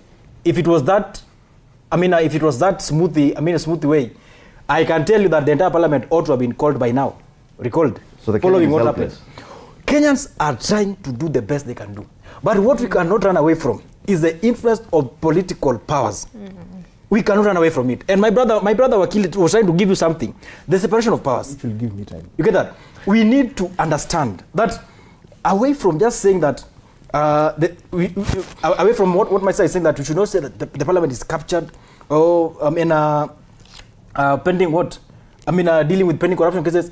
What you have to agree is that the man who sits at the helm of the executive has got an influence, and whatever direction the country will take depends on his believability of this document. You say that's a reality. Yeah. So what I'm saying is this. The truth of the matter is this. The president is not intentionally about implementing this document. And that one, let me bring it to you. He's just one Kenyan, Ken. What I'm saying is, and he may fail. He may oppose his constitution. Fred, give me time. No. Give me time. No, allow me, Ken, to ask this question. He may fail to implement this constitution. Chapter 1 of this constitution talks about the sovereignty of the people. Of the people. How often does it happen? The president after 5 years? Is one man. That you're saying that if he fails, the document fails. I'm not saying... Is that what you're saying? I'm not saying the president failed the document. That he has to be a perfect person. I'm saying the document is very clear on what needs to be done. But the president, the man in charge of the document, the man at the helm of the leadership, listen, Fred, listen. The man at the helm of the leadership of the country as of today. You see, Fred, we cannot sit here and try to imagine that Kenyans, as far as the document is clear, if the president is not intentional about this document and respect what the document says, we can do anything. You can't do anything? What we did in 2024, listen, what we did in 2024, we went to the streets, and in accordance with the document, what was the results? We lost over 70 young people. Do you want us to go that direction? No. Do you want us to go that direction? No. Saying? You will not intend. Listen. I'm putting up my point. You will not intend to see us losing young Kenyans on the streets. We are listening to this document. That's what I'm saying. If President Ruto is intentional about this and respects the document, and Kenyans go to the streets and ask him, "Can you do the right thing?" He should respond by doing what this document dictates. Are presidents perfect people? That's what I'm asking. They are not perfect. They are not perfect. Are we expecting them to be perfect? Listen, my sister here has mentioned dealing with specific institutions. If you go to DCI, this is not going to be the first time we've been told at DCI that there is an order from above. Who is the above? Who is the above? You see, these are not the realities. These are the things we are talking about. There is how things should happen, and then there is how things are happening. This constitution is very clear. There is every institution that has a responsibility and should do it. But we cannot run away from the fact that there's a man sitting somewhere who is influencing and contradicting this document. So we, as citizens of Kenya, and we are not, we have shed our power and ceded ground to one man and said, if you fail, fine, we have failed. Can I be given time so that I just explain it? Yes. In a good manner. The role of the citizen. Yeah, can you give, just... Yes, on that one. Yeah, so that you avoid a lot of emotions when people are out there, okay? It's ridiculous for a drunk father to complain about drinking children. It's crazy. You can take that to the bank. What happens is this, the Constitution of Kenya, and that's why when I hear you people argue, I wonder. There's something called types of democracies. Now, other types of democracy, we have the direct democracy and the indirect democracy. Now, in an indirect democracy, the approach is through the social contract theory. Now, using this method, the citizens entrust the government with the responsibility of protecting their rights. okay? Because all of us cannot be leaders. So for that particular reason, the citizens entrust the state through the social contract theory for the state to do and perform some rights and protection on their behalf. So when I delegate to you power, you don't subdelegate the power. I give you power to protect my rights. I tell you, hey, you'll be cleaning this place every morning. Then you come and tell me, when I come tomorrow morning, you tell me, I cannot do it because, other members who are supposed to bring the moppers and brooms. It's crazy for a driver to complain about a failed engine brake when the vehicle has caused an accident. Like, it is your responsibility to do this job. We have given you, we have lost our rights to give you this mantle for you. Yeah, that is it. The social contract is basically the citizens losing some of their rights because we can all be leaders. But we decide to lose that right to give you an opportunity to go and represent us. Why are we doing that? The indirect democracy. That is how the system works. So once we give you the responsibility, let me ask you a question. When the president lives here and goes to Tana River County and says, hey, barabara kutoka Oljorok, kukimbia mpaka pale, I've put for you 500 billion for construction. Is there a budget for that in the Kenyan government? Is there a budget for the president? Have we ever had a budget for the president? Yes, we do. Have we ever heard of a State budget? House allocation. And No, for making roadside announcements. That I'm going to build this road, for making roads. Is there that? For school uniform for students to use, for choir, SDA members, for choir members, for church donations. Kuna such a budget. It is not there in the Constitution of Kenya. But where's the money coming from? So I will tell you that this whole power, actually he is the head of the executive and government. So, and that's why chapter 6 talks about leadership and integrity, not politicians and integrity. As every citizen, and it's a responsibility, as a responsibility for every citizen to have integrity. So once we elect you, we expect from the bare minimum that you have integrity as a good citizen. A good citizen should have integrity, should be law-abiding. So if you're a good citizen and we elect you, we expect you to have these values under Article 10, Chapter 6, leadership and integrity. So once you get in there and you decide to now fail us on what is your responsibility, because it's a responsibility to have integrity. It's a responsibility. Do you know that? Do you think Kenyans pay attention to Chapter 6? Do you know that? It's not about, do you know that you should have it? Even if nobody is watching you, you should not be corrupt. Wakili. It's a responsibility. Do you know that? Wakili, is there a role that the citizen plays in this constitution? That's what I'm telling you. That's what I'm trying to tell you this. Our role is basically to identify, because we cannot all be leaders. Yes. Our role is as simple as this. We elect people to represent us. Now, whoever we elect, our assumption, it's from a point of assumption that you have integrity. Because it's a civic responsibility. The Constitution says you should have integrity. It's a civic responsibility you should be having. If you want to look for a job, let me give an example. You're coming here to look for a job. Mm-hmm. The thing says you must be a degree holder. Why should you come here if you have a diploma? Why should you show up? Mm-hmm. Yes, we have told you that we want a person who has a degree to show up for a job interview. Come here with a certificate. You're just becoming a joker. Mm-hmm. Our threshold is very simple. You must be a degree holder. So the Constitution says in Chapter 6, you must be a person of integrity and good conduct. So once you come, and we give you the responsibility, yet you are a goon. You have failed us. So what is the role of the citizen? No. What is the role of the citizen, even in choosing a leader? You're saying even a bad person can be elected. What is the role of a citizen? Okay, I'll give you an example. I'll give you an example. Historical example. All these people, when they come in, when our president was coming in, who thought that Article 26 will be violated? No, when he was coming in and we saw a churchman, we basically saw this was a Christian. Whose failure was it? Who saw that Article 26 will be whose failure was it? It was his failure. His failure to pretend. It was his failure to protect the rights of people. Jared. Failure. Jared. No, You are running away from reality. You are running away from the reality. You're having. And we must tell you. You are running away from the reality. No, Ken. Notions of ground. No. I think it's fair. No. It's not fair. There's nothing fair about it. No. Address my issues first. Wakili, yes. Relax. Address my issues The first. issue is, I feel we're excusing the Kenyan from his role. Which role? Yes, he has ceded ground, and you say he has ceded ground, and ideally he should. He should. Why? Because the Constitution provides for that. No, Akili. The very first chapter of this Constitution gives power to the people. Mm-hmm. And we've talked about this. Is it just a statement we make that the people shall? What are the power of the people? No. What are the power of the people? No. What is the power of the people? Is it the people shall or the people may? What is the power of the people? I'll ask you, what is the power of the people? Allow me to ask this question to Jared. Yes. Don't you think we're excusing the Kenyan in as far as implementation of this Constitution? That, yes, they've ceded ground. For example, Article 89 that I think Ken Babu mentioned on the recall of MPs. It has failed. And no parliament will come and actuate that article. No parliament will come and say we are going to enact a law that can facilitate our removal from office. True. So we are still going to sit back and blame parliament. Fred, before I answer that, it's also very important. I think, as my brother was saying, that we have completely ceded ground. It is not true. Actually, there's one of the gap in this constitution on the public participation. I think that's something that is always there, but in most cases, it is dubiously done.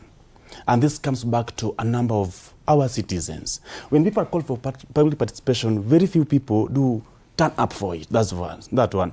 Number two, a number of them go into the public participation space without proper, not understanding, but proper research on maybe what we're going to discuss. When you're saying that we have ceded ground for the politicians, I don't know what he means. And there's a statement that I said before that the leadership that we are having is a reflection of who we are, but the people who elect them. We remember 2022, during the election, when there are some quotas that say that we mwizi ndo wetu namtaka. What does that reflect back to us? Mutaki kwambia, that thief is ours, that's the one we want. Number three, in most cases, kuna wenye wanasema, nitakuta Kiswahili, afanyi tusamalize na sisi, atujui in 5 years atakuwa wapi. So again, it's giving citizens and the type of leadership that we are expecting from our country on handouts. It's talked about chapter 6. This goes to, again, our commissions that we're having in the country. EACC, the IBC, and other commissions who are clearing leaders with questionable characters. Why are they being given a chance to run for these offices? And then it comes back to the citizens. We know these people. Why do we vote them in and expect them to change in that short time? So this thing is not on the leaders in there. It starts with we, ear down here. I think it's also very important that we are forgetting, apart from maybe the public participation, on the civic education, political education that our people are having. A number of people, maybe this constitution was very complex. They didn't understand it in depth. Maybe we need to break it down properly in our generation. As they were complaining about those in the Moi era, what are we doing today to break this document to be palatable with the people? If it is translating it to Doluo, to Kiswahili, to Agikuyu, to Akamba, in a way that the common mwananchi will be able and will be capable to understand it in depth. Are our people having a deep understanding of this constitution and how to implement it? In this region, East Africa, this is one of the best documents, very progressive, but we are having a gap again on implementation. That people do want to blame it on one quarter of governance, turning another blind eye on the other quarters and other commissions that have been entrusted to do the same. You've asked a question on the election of our people or the election of the leadership. I think it's very important for us. We are now less than a year to election. Already we are seeing sentiment. We are seeing people with questionable characters. Some of them are the people rolling the campaigns, and wananchi are comfortable with them. This comes back to us. Is a constitutional lawyer, I think, if I'm not wrong. There are the people at some point who may be failing us. In this studio here, you may not be able even to break it down to our viewers to understand this thing in depth. You give this ambiguous words, ambiguous explanation, making it very difficult for consumption for that person who is watching back at home. Fred, it's also very important for us in the gaps that we are having in this document. I've lost it. I had it somewhere. I've gotten it. On the 2/3 gender rule, we remember Maraga ruled about it some time back. But why was it not implemented by Uhuru Kenyatta? Why didn't we see Maraga and other agencies of our governance taking it up? Not only the question comes in, Wakili. Maybe you let me in here. When the president failed to implement the advisory from the judiciary, what ought to have to be done then? That's the question. It also comes to the social economic rights that I think one of them, William Ruto is trying to address. On the housing, that was one of them. We have food, we have healthcare, we are talking about water. No. These are some of the things that we need to look into properly. Away from politicians, the role of the citizenry in staying vigilant on the implementation of the constitution. The thing is, and I feel, is that we focus too much on the electoral process, on electing leaders, and even the citizen just waits for the 5 years. And even then, they elect the worst that we have. Then sit back and complain that this constitution is not being implemented. Why? Because of this person I elected. Yet you elected the worst. don't you think, Faith, we are really excusing the citizenry? I think I've said it before, we excusing the citizen, but I won't put the blame on the citizen per se.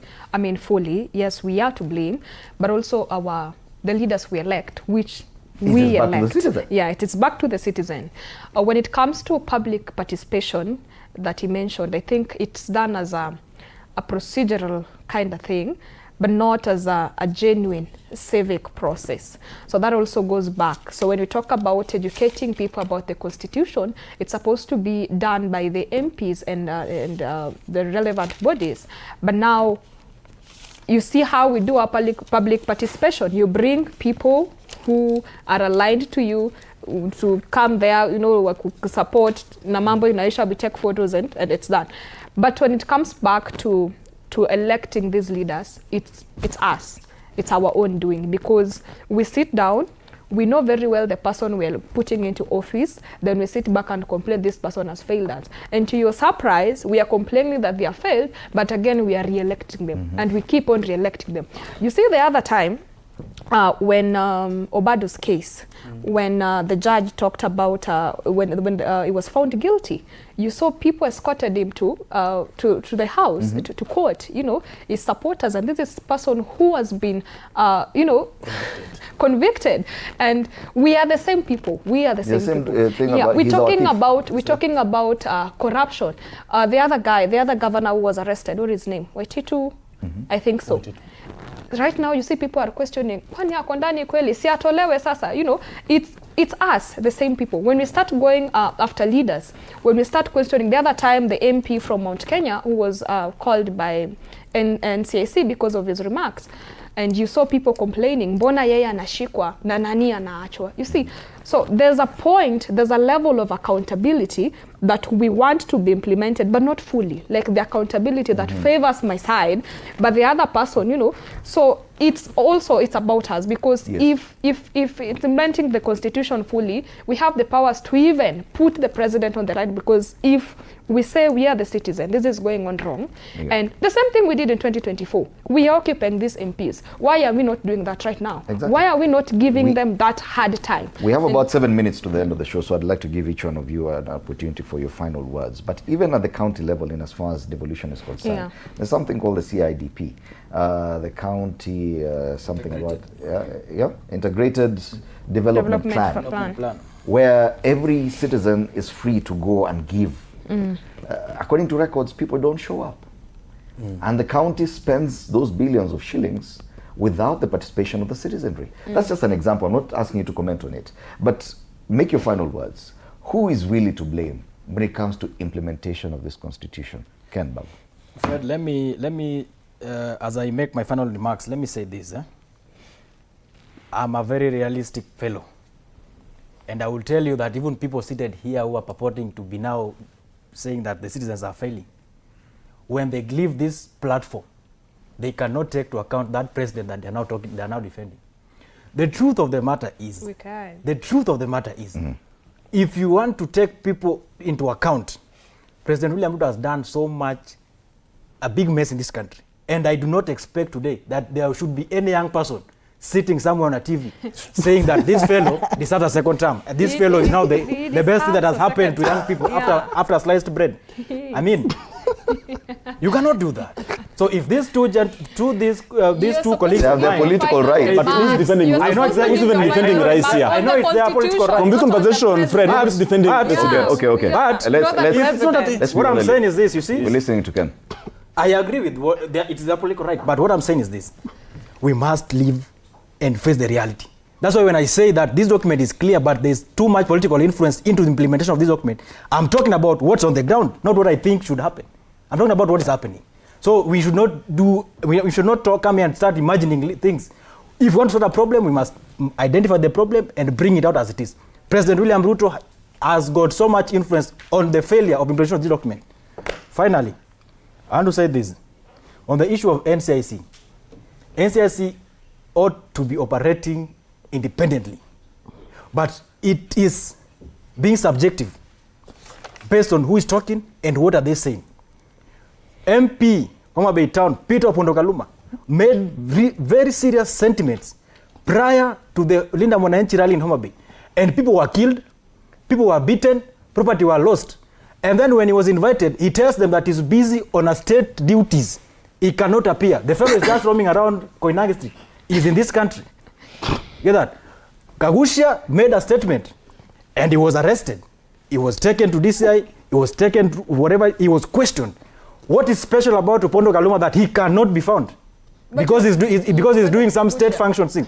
So what am I saying? What am I saying? When you hear people coming out and saying that mbona wewe anashikwa na mbona wewe ashikwi, it is the intentions of the government and people in power to protect people they perceive that are selling their agendas from facing the true law, course of the law.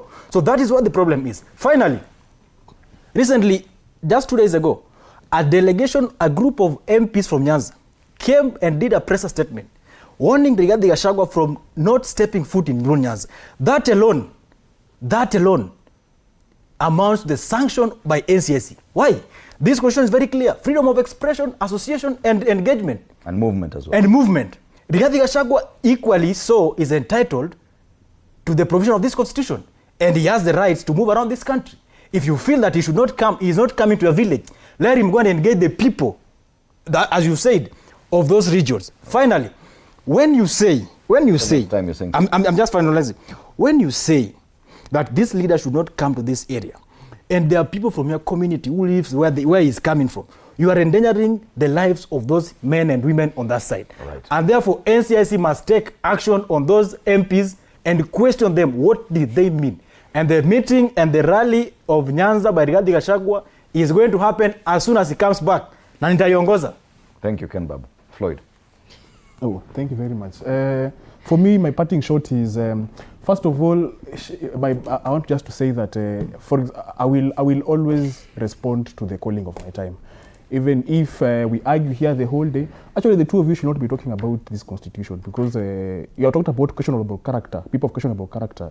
So you want to say our No, it's final comment. No, we can't. You'll get your opportunity. You'll get opportunity to respond. So just hold your horses. Just hold your horses. So you should be asking about talking about question. You're talking about questionable character when the parties are coming from are of questionable character. So you should not even discuss anything to do with questionable character.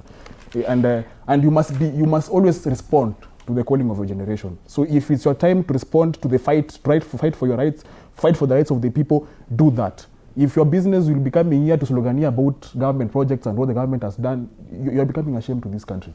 So you should style up you people and respond to the generation of calling that you are having.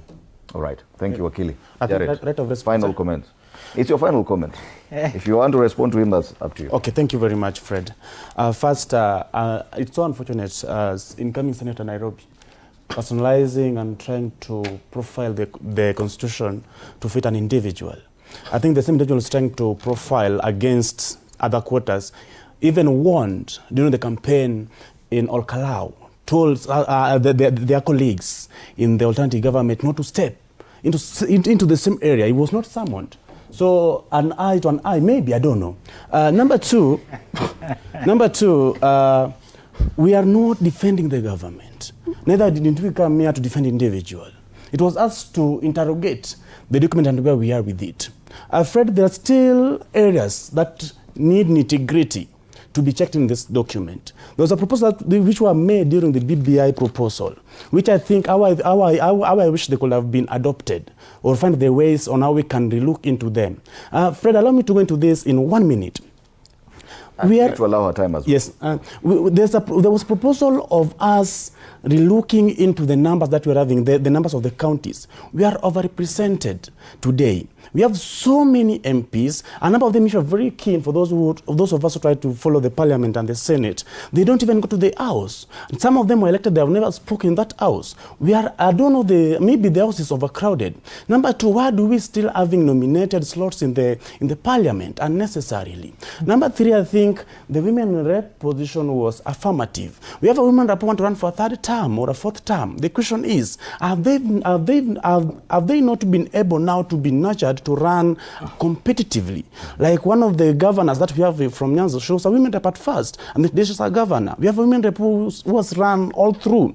Fred, again, we must also remember, and that's concerned that we have been having a problem on winners take it all. That's why I think we've been having handshakes and arrangements in our governments. And I'm agreeing with what Raila was proposing then. The position of the Prime Minister and even having the opposition leader who is properly budgeted for and is having office running. Today, Rigathi Gachagua was budgeted for and his office running. I think could have been doing a proper good job. Lastly, this is a rallying call to our generation. Let us take time.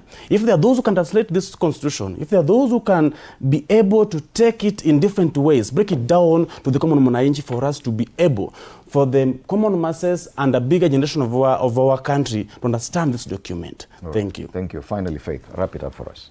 Thank you so much, Fred. Ken Babu talked about reality, and I just want to tell you that nobody has the monopoly of reality. Our realities are very different depending with where you come from. So if you are hailing from Wamunyoro, then your reality automatically will reflect that of Wamunyoro. So now, I just want to tell the citizens of this country that President William Samoei Ruto, despite being the president of this country, is also a citizen of this country. So we can't leave all the job to the president. We can't keep blaming the president for everything. We should start holding our leaders accountable, starting at the grassroots, and not just leaders, even our institutions. There's so much we can do as a people. There's so much we can do as citizens with the powers that we have. So we should stop sitting down and saying, you know, President Ruto this, Ruto that. There are certain things that even your governor can solve. Like a county is another government on its own. With the resources they receive annually, it's actually enough to solve the problems within your county. So before sitting down and saying, you know, the buck stops with the president, no, it first starts with you. And you're the one who gave the president the power in the first place.